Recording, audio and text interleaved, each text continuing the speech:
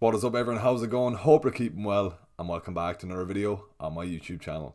Spurs and Crystal Palace will kick off Gameweek 10 on Friday night, so with the quick turnaround to tomorrow's deadline, it's time to start planning ahead. Before I get into today's video, 70% of my viewers aren't actually subscribed to the channel, so if you are watching this and you're not subscribed, please do hit that subscribe button below. We're currently on the road to 5k subs, so if you are watching this and you're not subscribed, please do hit that subscribe button below and support the channel. If you're playing your wildcard ahead of Gameweek 10, have a watch my last video where I showed you the perfect wildcard draft for Gameweek 10. Stick around towards the end of the video also, where I'll be heading to pitch in County Roscommon for my weekly captaincy video.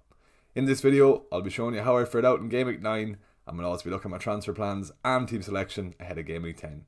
We've a lot to discuss, so let's get into the video.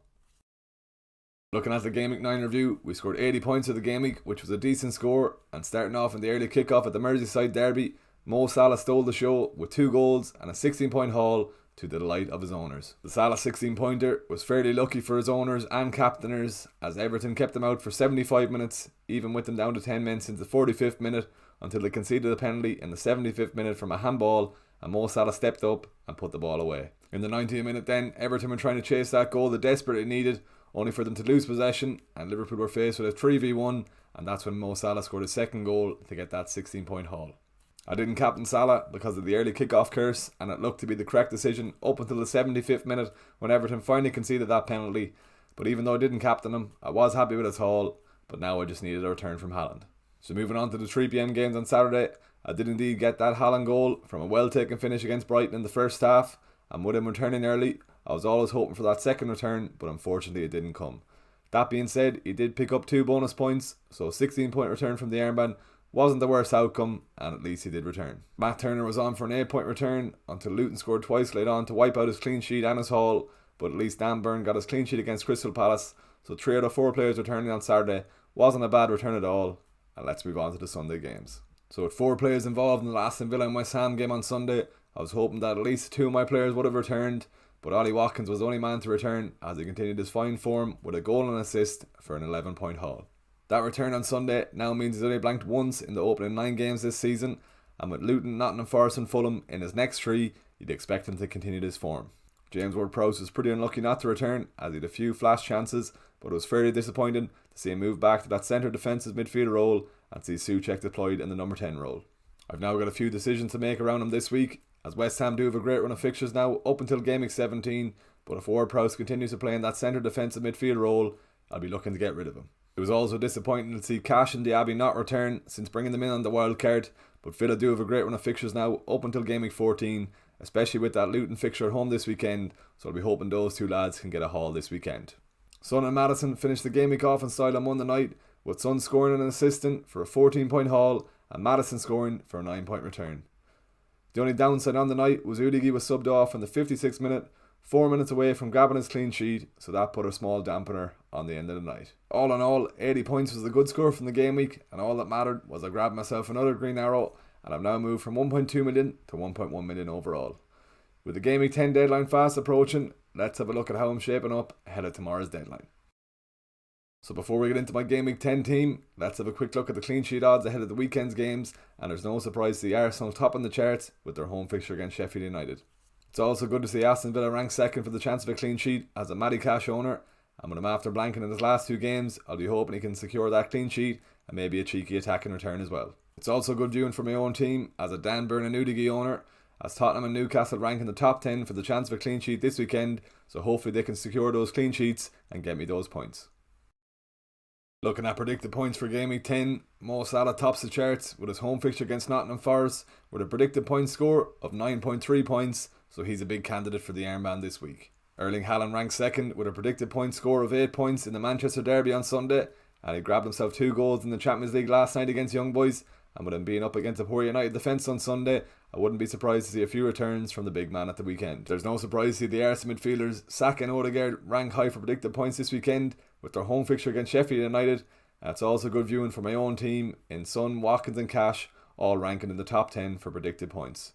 It's also good viewing to see my potential moves rank highly in the top 10 also, but we'll chat about my moves later on in the video.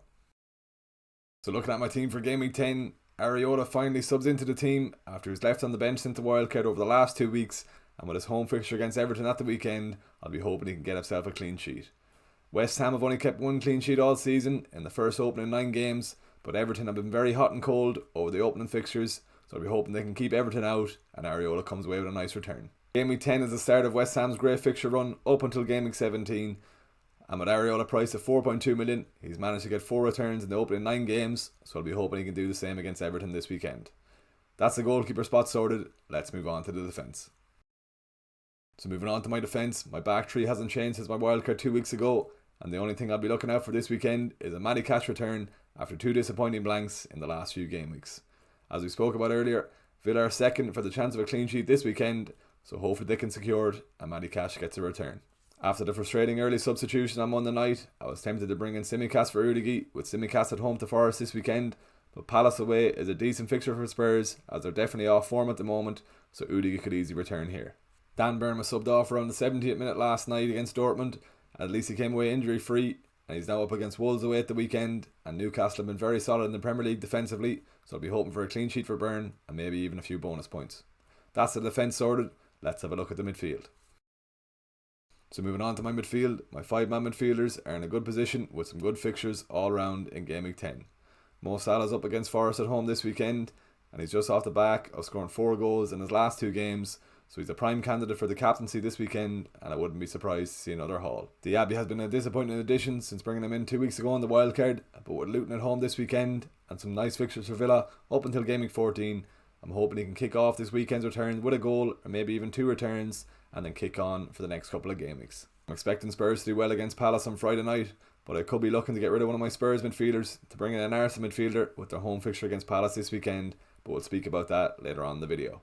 With James Ward-Prowse being moved back to that CDM role against Villa on Sunday, it was a frustrating watch as I don't want to own an FPL asset who plays CDM, so for that reason he's high on the chopping blocks, but we'll chat about my potential moves later on in the video. That's the 5-man midfield for now, let's get on to the 2 strikers.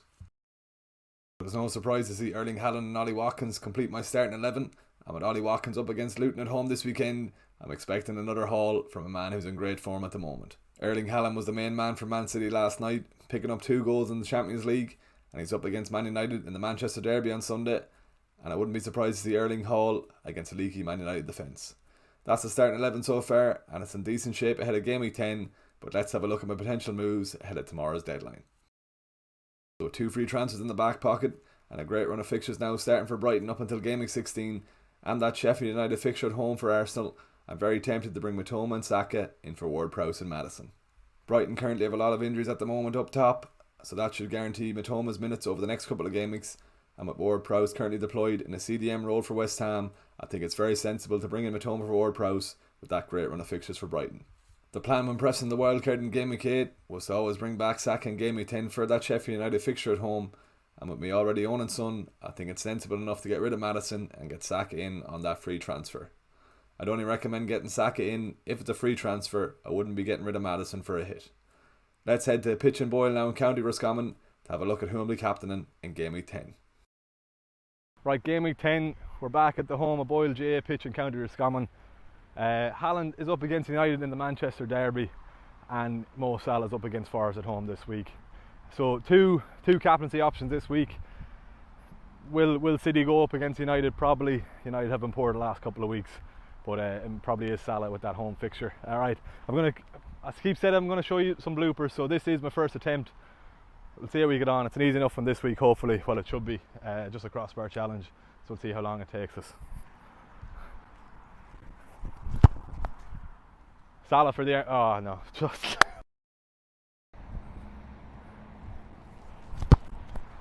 Salah for the Ironman. Yeah, and the form Salah's in at the moment, and with that home fixture against Forest, he gets the armband, but Watkins, Haaland and even Son are all decent shouts for the captaincy this week, and they all easily could return. Don't forget, there are Europa League games tonight, and Brighton are also playing, so I'll be waiting until after the Brighton game before I make my move for Mitoma. If you've made it to the end of this video, please give it a like, drop a comment below, and subscribe to the channel if you haven't already. Let's hit a like goal of 50 likes on this video. If you are still watching and you're not subscribed, please do hit that subscribe button below. It's free to do, it won't cost you anything, and I'm currently on the road to 5k subs, so with your support, you can help me get there.